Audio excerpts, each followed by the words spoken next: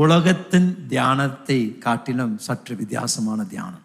உலகத்தில் தியானம் என்று சொல்லும் பொழுது நம்ம தேசத்தில் யோகா இந்த காரியங்கள்லாம் சொல்லும் பொழுது எப்பொழுதும் அவங்க கற்றுக் கொடுப்பது, நீங்கள் நல்லா தியானிக்கணும்னா அவங்க மனதை நீங்கள் காலியாக்கணும். உங்கள் மனதில் இருக்க எல்லா சிந்தனையும் வெளியே அனுப்பிட்டு அந்த காலியான மனதில் நீங்கள் கண்ணை மூடிட்டு அப்படின்னு சத்தம் போட்டிங்கன்னா தியானம் உங்களுக்கு ஏற்படும் என்று சொல்லுவாங்க.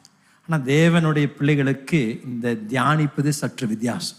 உங்களுக்கும் எனக்கும் ஆண்டவர் கற்றுக் கொடுப்பது, நாம் தியானிப்பது மனதை காலியாப்பதுனால தியானிப்பதில்லை, மனதை நிரப்புவதனால தான் நாம் தியானம் செய்ய ஆரம்பிக்கிறோம்.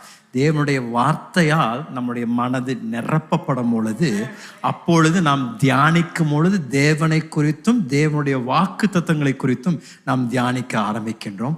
அப்பொழுது அதை கொண்டு பரிசுத்தாவியான நம்மை பலப்படுத்தி நம்மை நடத்த வல்லவராய் இருக்கின்றார். ஆமென் சொல்லலாமா?